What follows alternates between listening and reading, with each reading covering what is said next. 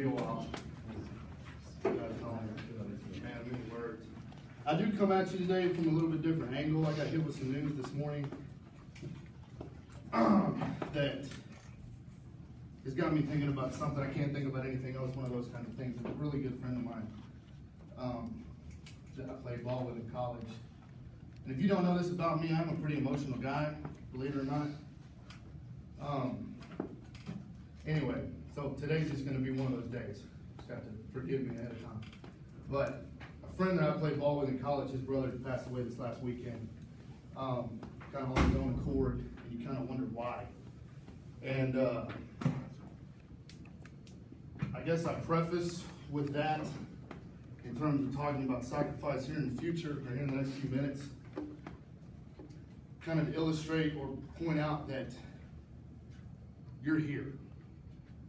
You're in the room, you're breathing, you have an opportunity, barring any emails or absentee issues that I don't know about, you have an opportunity to have a perfect day today. And some people don't.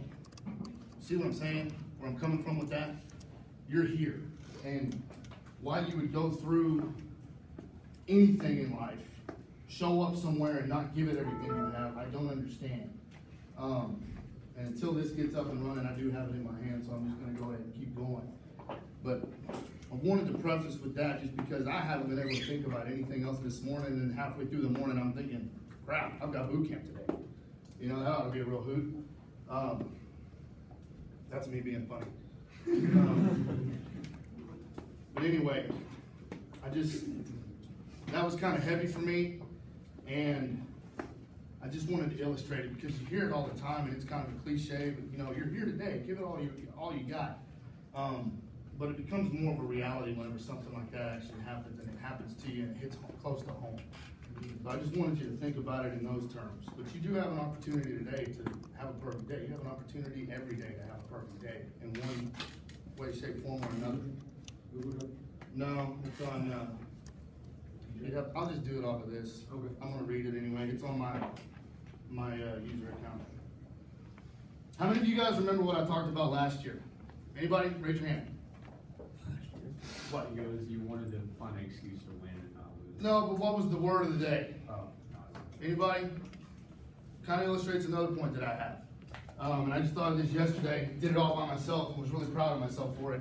A little quote, but basically, in thinking about it in terms of you guys can't remember some of the important things that we as coaches get up here, pour ourselves into, sometimes get emotional about stuff.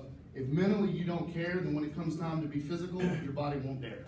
I did that all by myself. Okay? Mentally, if you don't care, then physically your body won't dare. I mean, and you have to be there in a lot of different aspects in life. Okay? But my deal last year was sacrifice. Am I doing the same thing? Yes. Same word, but not the same speech. Okay? I've adapted it. Okay? Are you willing to make sacrifices to be part of something, to achieve something bigger than yourself? That was on the slide from last year. Okay? But that's a pretty solid question. Are you willing to make sacrifices? Okay? In your own personal time. Girlfriends, friends outside of people in this room. Family. Okay? To be a part of something that's bigger than just you. Okay? That's kind of the big question. I've got a picture here, and if the slide was up, it says, what is sacrifice? It's the forfeiture of something highly valued for the sake of one considered to have a greater value or claim. And I got a picture of Chris Kyle. How many of you know who that is? Heard of him? Yeah? And I don't put him on there because, you know, American Sniper came out and it was a box office hit and it was a really solid movie.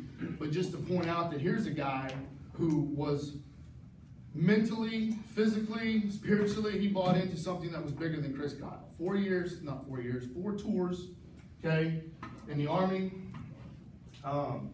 roughly 1,000 days spent fighting for his country, leaving his wife and his family, his kids, home to go do something because he bought into it. It wasn't about Chris Kyle, it was about something much, much bigger. Now, football, smaller scale, but relatively speaking, what are you willing to sacrifice to get to where you want to be, to get this program where you want it to be? He wanted the United States government and then the United States in general to be at a certain place. And so individually speaking, he did what he felt he had to do. Talking about football and this team, where are you in that area? Commitment to the weight room, your time served, okay? It's all relative. Your summertime commitment, okay? Get up here. How much do you care about it? This was on here last year as well. The law of sacrifice, okay, says that you cannot get something you want without giving up something in return, okay? Talking about academically speaking, you want to make an A on a test, you want to attain a job. What are you going to have to sacrifice about yourself to get that job? Maybe it's appearance related, maybe it's behavioral, that's the right way to say that, related, okay? You're going to have to make some sacrifices to get some things that you want. In regards to this team, what is it that you're going to have to sacrifice? Somebody raise your hand. What is the definition of insanity? What is it, Palacios? It's doing the same thing, not taking a lesson, and then just repeating it again. Basically, yeah, in a nutshell, it's doing the same thing over and over and over again, expecting a different result, okay? And this is new, and I'm sick and tired of listening. This is verbatim. I put this on my slide in the handouts or in the notes section. I'm sick and tired of listening to the complaining and the watching of tears flow at the conclusion of a season that no work was put into. 2 years in a row now, I've had to sit there and look at guys, seniors that are no longer here, the tears flowing and the boo-hooing because they realize it's over, but what did they do in the year before that, in the summer? Were they here? No, not most of them, okay?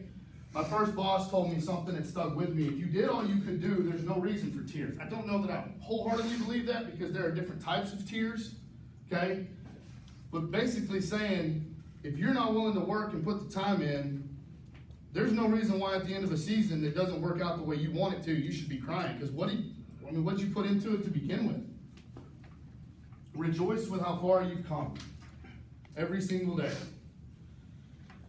Recently we had a meeting at the Merrill Center in Katy, regional coaches meeting, and I'm going to pull kind of an excerpt from that. University of Houston's head football coach was there, and he was talking, and he talks about a poll or a study in which soldiers are asked why they're able to pull the trigger, okay, to take a life. Some of the percentages were, for love of country, for fear of dying yourself, for the thrill of pulling the trigger and taking somebody else's life. That one was low. There are crazy people in the world. Okay? Raise your hand. Somebody tell me what you think the number one reason, the highest percentage, and I think it was over 85% said. Why? For each other. For each other. For the guy sitting to my left and the guy sitting to my right. And then he tells this story about him, not him personally, but if it was him personally, and I can totally relate. Okay? Kind of a mess with me is one thing, mess with my family, you got another thing coming. But he talks about how if he's at home and a burglar comes in, they both pull firearms on each other. If it's just him and the guy, maybe he tries to talk him out of it. Hey, put the gun down, let's talk this through. This doesn't have to be this way kind of a thing. Put my wife and my child in the room, pull the gun, bam. Without question, why? Because there are other people around at that point that you care enough about to not have to think about it, to not have to wonder what it is that I'm going to do. Because, like I said, they're your family. You are each other's family. Now outside, you are each other's family.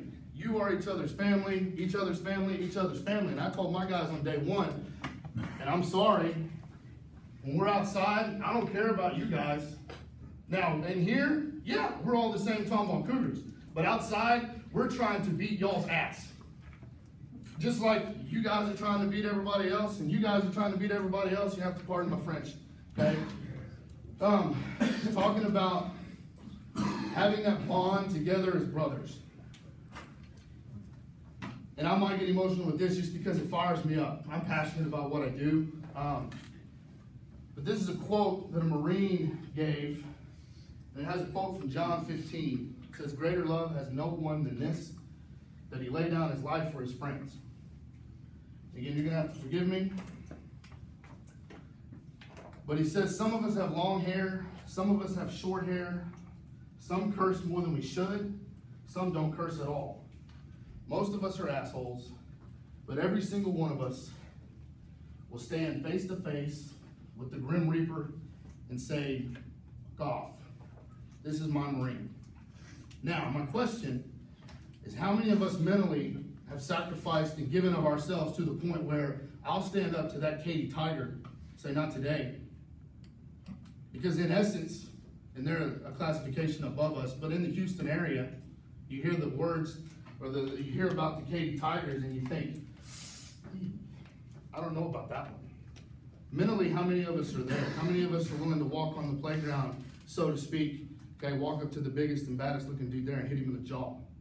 Knowing that I've got all these other guys around me, to my right, to my left, okay, knowing that I don't have anything to worry about. Alito, Temple, Ennis, Cedar Park, the 4 5A teams last year playing at Jerry World for the 5A state championships, okay? Those guys are the Grim Reaper, relatively speaking. Everybody that you will face in the playoffs at that point is trying to kill you. Are you mentally where you need to be to say, "Not today"? Okay, not without taking it on the chin over and over again. Not for my guys. Sacrifice for each other today. You know, and I end with a slide that actually Coach Reed stole from me. But it's the one where we're holding up the state championship trophy. Okay, I used that one last year, so it is copyrighted by me. But I just say, be about something bigger than you. Sacrifice for each other today. Okay, and at the end, I got a quote that I heard somebody say, and it just says, "More we, less me." More we and less me. It's not about me. It's not about you. It's not about you. It's about everybody else. Okay. And then I always like to end with this one: hate losing more than you like winning. We all know what it feels like to win and how good that feels, and we all know what a sour taste it puts in your mouth whenever you lose. You've got to hate losing, hate that taste more than you like winning, and if you can get your mind to that point, you'll do whatever you can do to not have to feel that feeling of losing. Y'all with me on that? Yes, sir. Again, you've got an opportunity today to have a perfect day, to move on to the next thing tomorrow. Okay? Go get it done. Clear? Yes, sir. In 3, 1, 2, 3.